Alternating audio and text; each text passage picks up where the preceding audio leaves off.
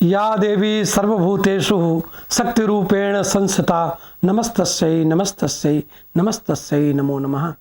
जय श्री राम। आप सभी दर्शकों को, सभी भक्तों को इस शारदीय नवरात्र की हार्दिक हार्दिक शुभकामनाएं। इस वर्ष शारदीय नवरात्र, जिसे अश्विन नवरात्र के नाम से भी जाना जाता है, 22 सितंबर से प्रारंभ होने जा रहा है।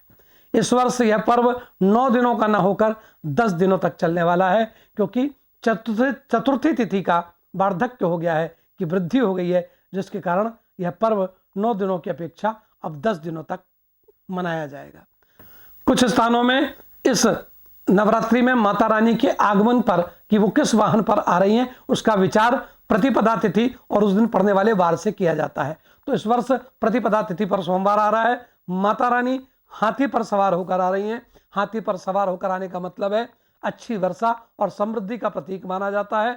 आपको इस दिन प्रभात काल में चंदन का लेप, कंघा और त्रिफला चूर्ण माता को केश संवारने के निमित्त चढ़ाना चाहिए, प्रदान करना चाहिए। इससे सौभाग्यवती स्त्रियों का सौभाग्य बढ़ता है और जो विवाहकांक्षिणी कन्याएं हैं उन्हें उत्तम वर की प्राप्ति होती है, और भक्तों को समस्त प्रकार की मनोकामनाओं को प्रदान करने वाला यह त्रिफला चूर्ण, कंघा और चंदन का लेप माता को समर्पित करना चाहिए।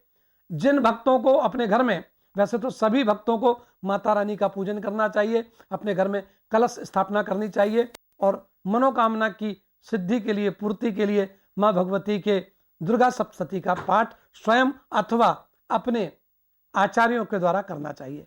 जिन्हें यह कार्य करना हो तो नवरात्रि की शुभ प्रभात में प्रतिपदा के दिन ब्रह्म मुहूर्त में उठें, जागरण करें, स्नान इत्यादि करके हो सके तो किसी जलाशय में, तीर्थ में स्नान करें।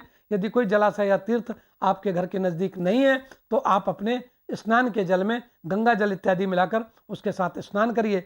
अपने घर को पवित्र करें और पवित्र करने के बाद अपने मुख्य द्वार पर सुंदर अल्पना, जिसे रंगोली कहते हैं, चौक कहते हैं, अलग अलग जगहों पर इसकी अलग अलग मान्यता है, उसे पूरे और पूर कर बढ़िया सुंदर दीप प्रज्वलित करें।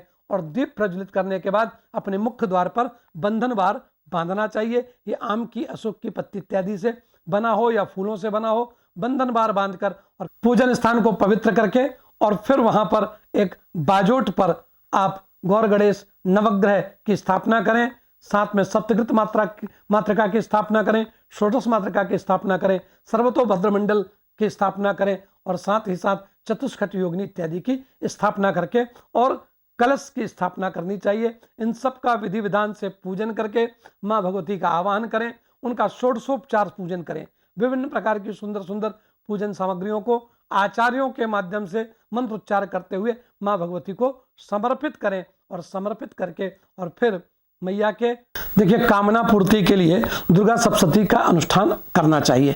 दुर्गा सप्तशती के तीनों चरित्रों का पाठ एक साथ करना चाहिए, इसे खंडित पाठ नहीं करना चाहिए। यदि आसक्ति है, आप एक साथ पाठ नहीं कर सकते हैं, तो प्रथम एवं मध्यम चरित्र का पाठ करें और उसके बाद फिर अंतिम चरित्र का पाठ करें।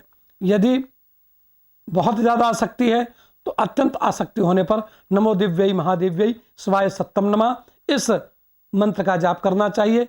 इसके जाप करने से आपको संपूर्ण सप्तशती के पाठ का फल प्राप्त हो जाता है। कभी भी हाथ में पुस्तिका लेकर सप्तशती का पाठ नहीं करना चाहिए।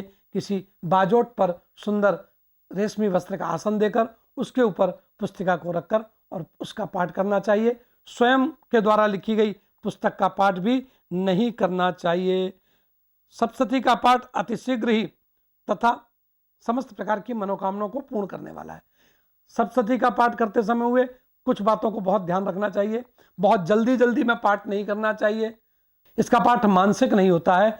दुर्गा सप्तशती के पाठ को उच्च स्वर में करना चाहिए और पाठ करते समय हिलना बिल्कुल नहीं चाहिए। कुछ लोग पाठ करते समय हाथों का संचालन करते हैं, सिर हिलाते हैं, संपूर्ण शरीर को हिलाते हैं, ये अपराध माना गया है। इसलिए दुर्गा सप्तशती का पाठ करते समय सावधानी रखें। पाठ मन में नहीं करें, पाठ जल्दी जल्दी नहीं करें। कुछ लोग गाकर पाठ करते हैं, तो दुर्गा सप्तशती के पाठ को गाकर नहीं करना चाहिए। इसे बढ़िया प्रेम से उच्च स्वर में वीर रस के साथ इसका पाठ करना चाहिए।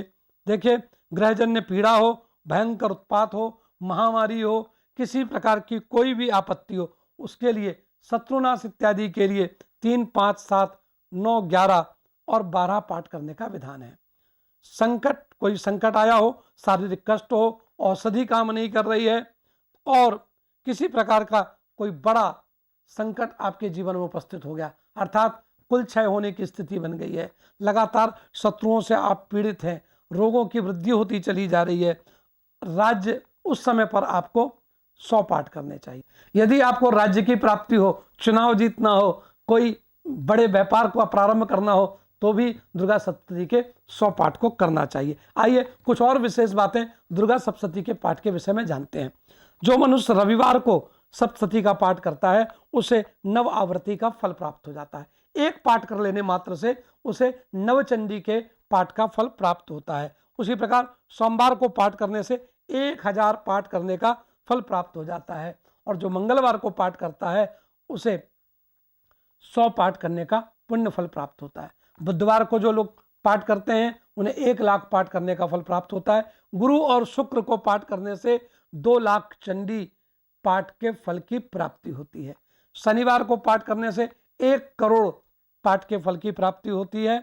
इसी प्रकार से शुक्ल पक्ष की षष्ठी से आरंभ करके और शुक्ल पक्ष की चतुर्दशी तक जो साधक नव पाठ करता है उसे समस्त कार्य की सिद्धि प्राप्त होती है। उसके लिए जीवन में कुछ भी दुर्लभ नहीं होता, संपूर्ण संसार में वह जहां भी जाता है उसकी जय जयकार होती है। किन्हीं किन्हीं तंत्रों में कृष्ण पक्ष की अष्टमी से लेकर कृष्ण पक्ष की चतुर्दशी तक वृद्धि क्रम से, मतलब प्रथम दिन पहला पाठ, फिर 2 पाठ, फिर 3, इस प्रकार से पाठ करने से इसी प्रकार के फल की प्राप्ति होती है। देखिए इसके हवन का विधान बतलाते हैं। विशेष कार्यों के लिए यदि किसी जातक को मोक्ष प्राप्ति की कामना हो तो उसे पायस अर्थात खीर से हवन करना चाहिए। शत्रु के मारण के लिए हालांकि यह कार्य करना नहीं चाहिए, लेकिन यदि कई बार विषम परिस्थिति आ जाए और यदि मारण प्रयोग करना हो तो उड़द से हवन करना चाहिए। और जगत मोहन के लिए, किसी को और अपनी ओर आकर्षित करने के लिए आपको मधु से अर्थात शहद से हवन करना चाहिए। और समस्त प्रकार के शत्रुओं के विनाश के लिए सरसों के तेल इत्यादि से हवन करना चाहिए। इस प्रकार से जो व्यक्ति चंडी विधान अर्थात सचंडी का पाठ करता है, माँ भगवती की आराधना करता है, उसके जीवन में समस्त प्रकार की मनोकामनाओं की उसे प्राप्ति होती है। एक बार पुनः आप सभी को नवरात्रि के महापर्व की बहुत बहुत सारी शुभकामनाएं, बहुत बहुत सारा आशीष। हम लोग अगले एपिसोड में इस विषय में चर्चा करेंगे कि प्रथम दिन किस प्रकार से पूजन किया जाए, किसका पूजन किया जाए, द्वितीय दिवस क्या चढ़ाया जाए, किससे पूजन किया जाए, और अंतिम इस प्रकार से 9 दिनों तक हम किस प्रकार से माँ भगवती का पूजन करें और किन किन मनोकामनाओं के लिए किस किस प्रकार से पूजन करना चाहिए, इस विषय में हम आप चर्चा करेंगे। तब तक के लिए जय सिया राम।